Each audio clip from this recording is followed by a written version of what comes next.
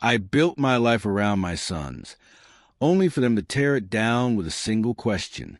My name is Arthur. I'm 58 years old, and the foundation of my world crumbled not with a bang, but with a quiet, calculated conversation in my own living room. For 32 years, I worked for the city's public transit authority. I started as a bus mechanic, greasing axles and changing oil, and I retired last year as a depot supervisor. My wife, Clara, left when our boys, Liam and Noah, were just kids. Liam was 8, Noah was 5. Clara was a whirlwind of restless energy, never satisfied with the quiet rhythms of our home. After she walked out, her presence in their lives was a sporadic, unpredictable thing. Sometimes she'd sweep in, full of grand plans for trips to the zoo or promises of extravagant gifts. Other times, months would pass without a word. Those visits, when they happened, often ended in tears. A promised weekend at the beach would be canceled for a last-minute party. A birthday gift would be forgotten. The disappointment on their small faces became a familiar, heartbreaking sight. So, the day-to-day responsibility, the heavy lifting of parenthood, fell entirely on me. I wasn't a perfect father. I lost my patience. I worked too much. I was too tired sometimes to be truly present. But I was a constant one. I was the one who made sure they had a hot meal every night, that their homework was done, that they felt safe in their own beds. I was determined they would have more than I had. I grew up in a cramped apartment, the youngest of 4. We never went hungry, but luxuries were non-existent. I knew the value of $1 because I watched my parents count every single one. I was resolved that my boys would have a softer landing. To make that happen, I worked myself to the bone. My city job had good benefits, but the pay was modest, so I took on side work. I was a decent handyman, so I did repairs for neighbors, leaky faucets, broken fences, painting rooms. On weekends, I helped a friend who owned a small landscaping business, mowing lawns and laying sod. My weeks were a relentless grind of 60, sometimes 70 hours. I remember coming home so tired that the smell of grease from the bus depot seemed to have seeped into my very skin. But that work meant I could send them to a better school district. It meant I could afford the club's soccer fees for Liam, who was a talented goalie, and the art supplies for Noah, who could draw with a skill that astounded me. It meant being able to help with their first cars, and most importantly, it meant they both graduated from college without a mountain of debt. Liam studied business at the State University. Noah went to an art institute. We didn't live large. Our house was a small, 2-bedroom bungalow I bought before they were born. I drove the same sedan for 12 years, patching the exhaust and replacing the brakes myself. My work boots were resold until the cobbler told me it was no longer possible. But my boys, they never wanted for anything essential. They had the stability, the foundation, to build their own lives. The shift began subtly after they both graduated and were starting their careers. Clara re-entered the picture with a new force. She had remarried a man named Robert. He was a commercial real estate developer, a man who wore tailored suits and carried an air of unshakable confidence. Clara was different with him. Softer, more refined, less of the chaotic edge I remembered. Robert made a concerted effort to be involved with Liam and Noah. He got Liam an interview at a firm one of his associates did business with. He introduced Noah to a gallery owner he knew.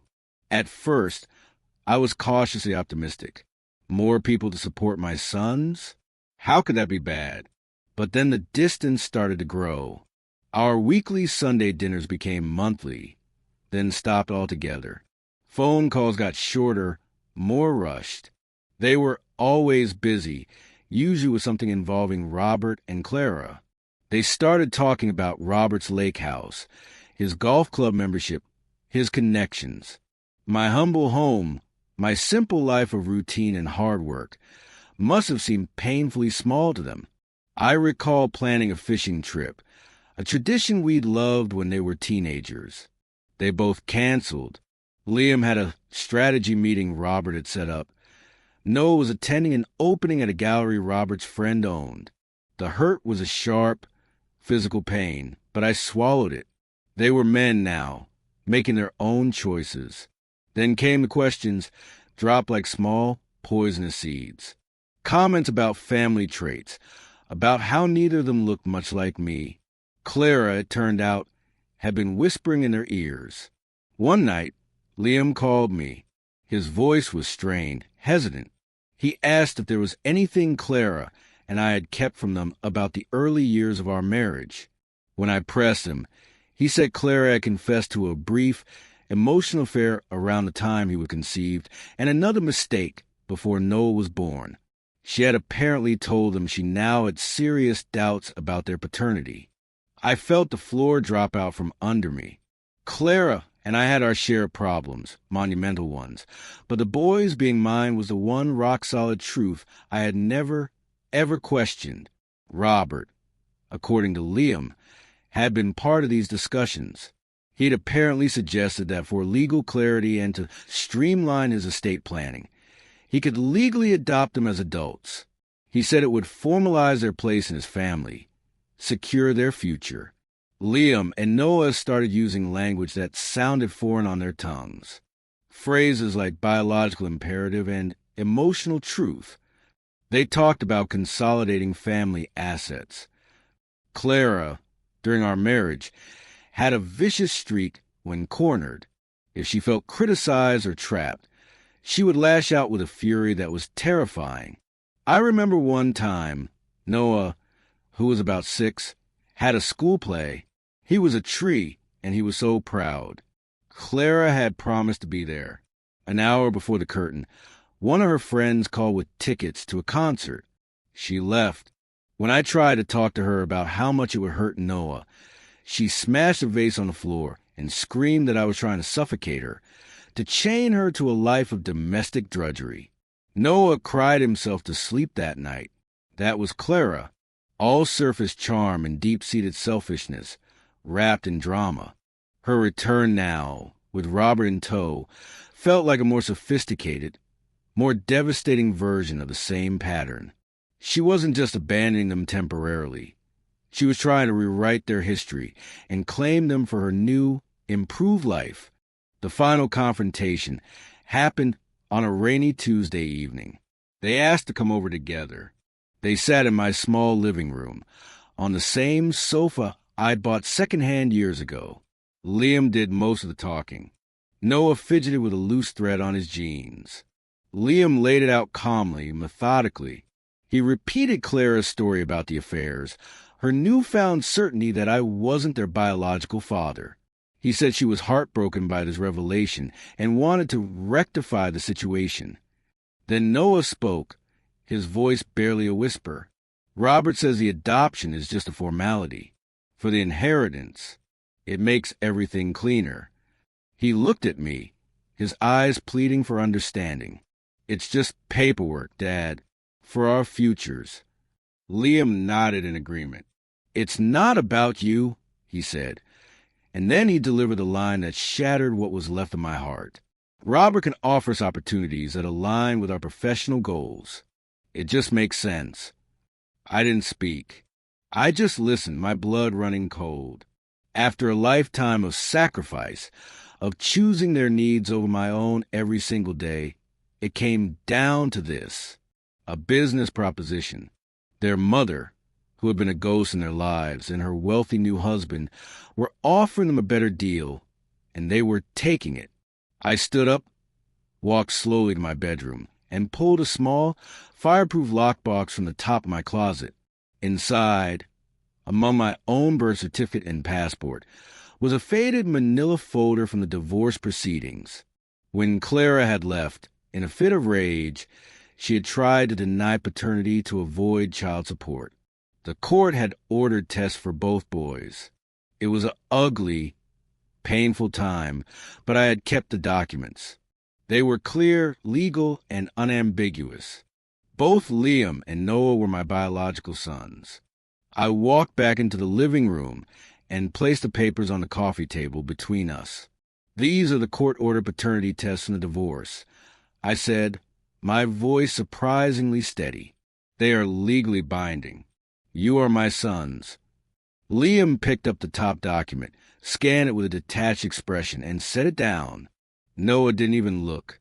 Mom said those tests could be flawed, Liam stated, his voice flat. The technology wasn't as advanced back then.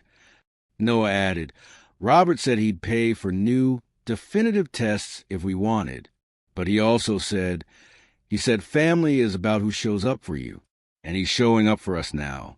The sheer, breathtaking indifference in their faces was what finally broke me. It wasn't about truth. It was about a narrative that was more convenient, more glamorous. They weren't interested in evidence that contradicted the shiny new future they were being offered. They had already made their choice. Liam actually said, Look, Dad, we're grateful for everything you did for us when we were kids, but we're building our lives now. Robert and Mom are part of that build. This is a strategic decision. I sat there for a long minute, the silence thick and heavy. They looked at me, expecting an argument, perhaps hoping for an emotional scene that would validate their decision or make them feel less guilty.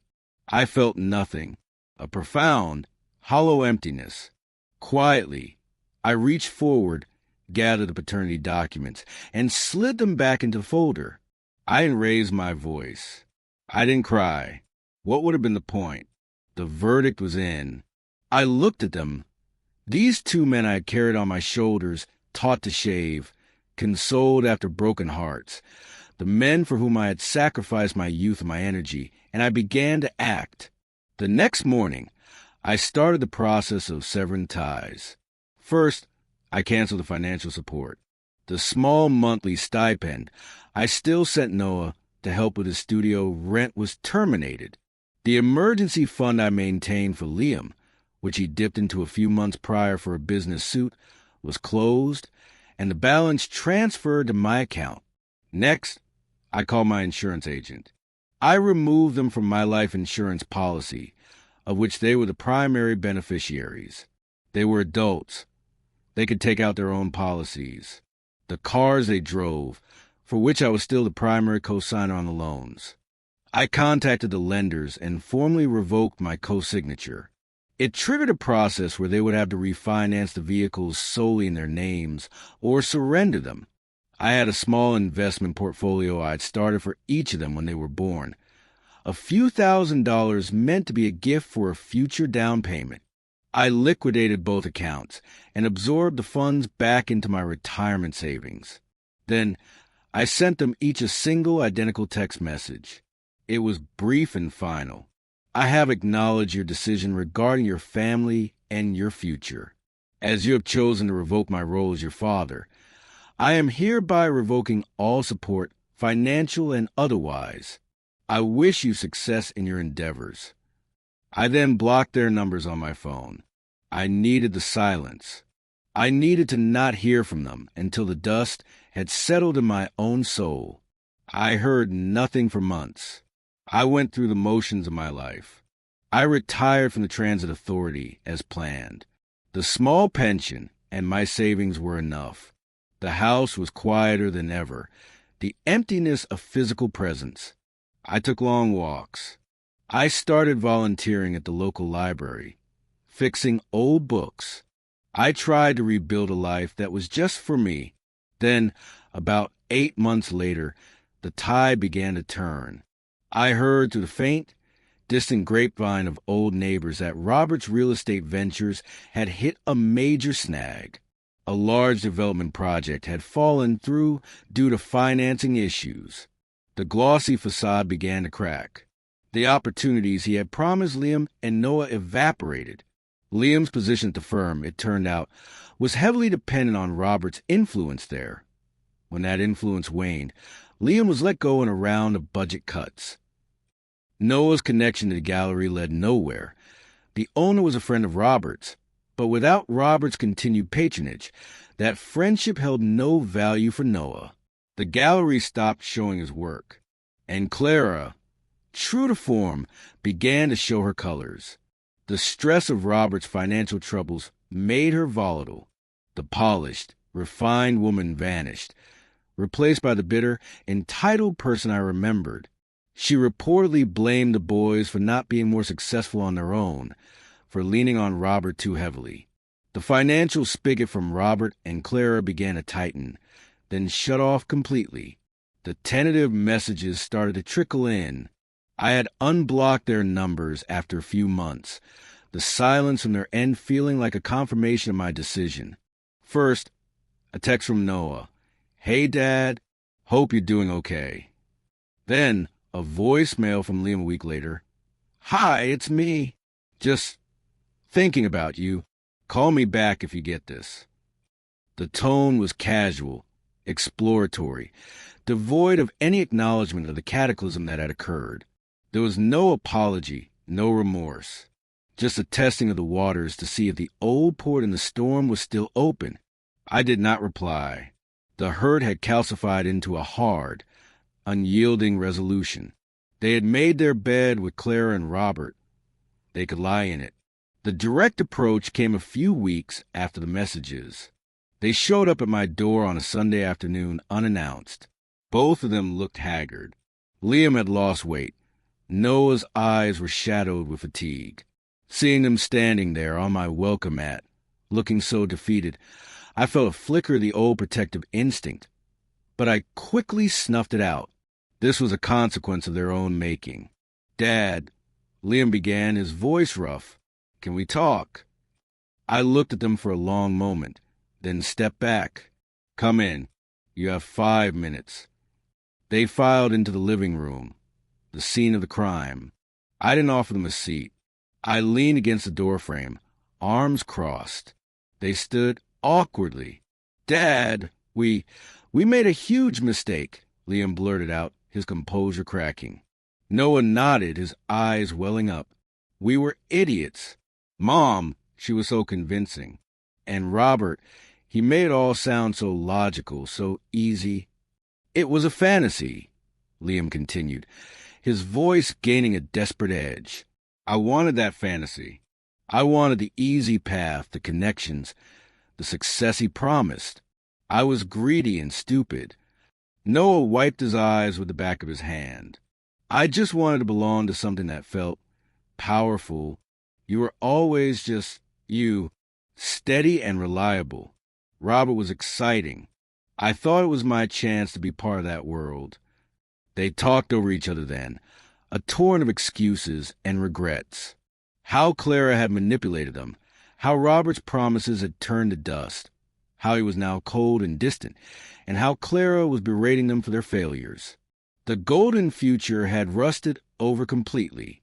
I listened. I didn't interrupt. I didn't offer them a drink. I didn't react to their tears. I simply absorbed their words, my face a neutral mask. When they finally fell silent, looking at me with a mixture of hope and terror, I spoke. My voice was low and utterly devoid of emotion. So I began. "Let me summarize.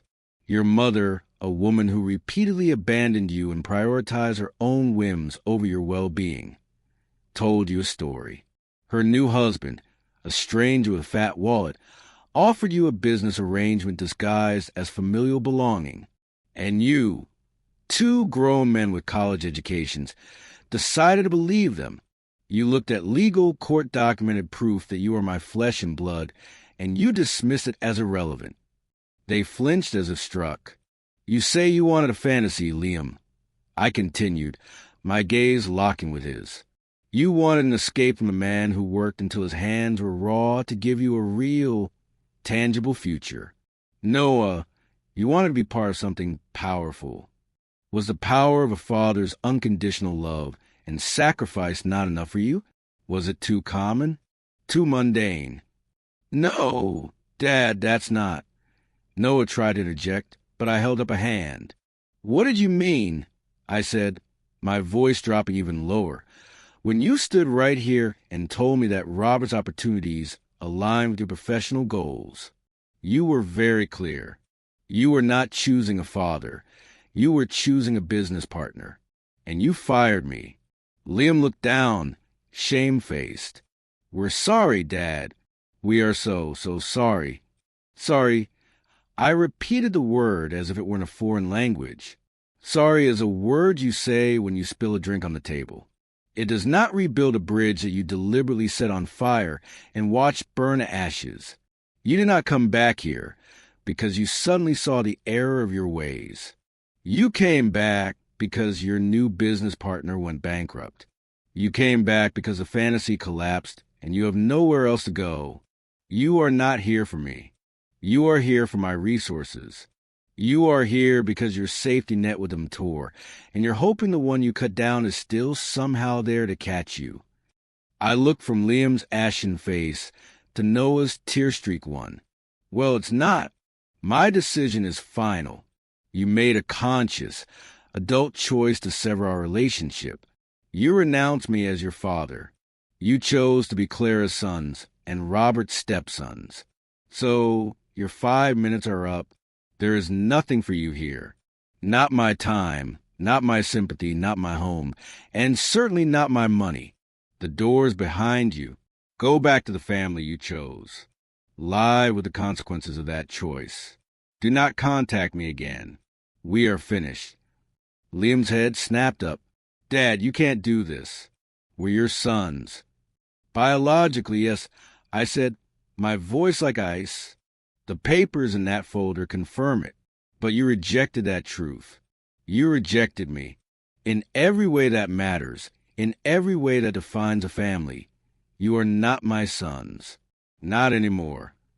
Noah broke down into quiet, shuddering sobs.